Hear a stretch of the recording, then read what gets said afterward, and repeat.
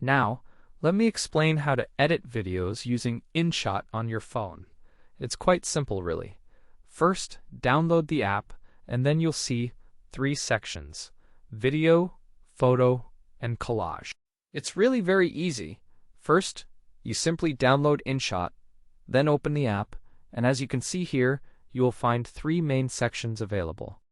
Here you will find sections for video, photo, and collage. What does the video section do? I believe you all know. Now let's move to the next step and select Standard Videos. That's it. Here you can select photos and edit them creatively. In this section, you can also choose multiple images to create stunning collages. You can select any number of photos you like.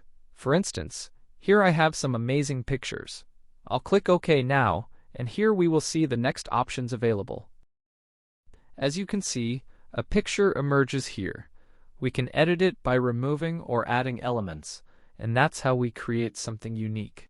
Here's a fun collage featuring multiple photos or videos, along with some cool drawings.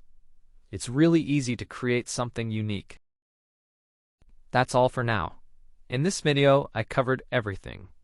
Usually, you just click, enter, and start editing your amazing videos. Photos and videos are amazing. Thank you all for watching.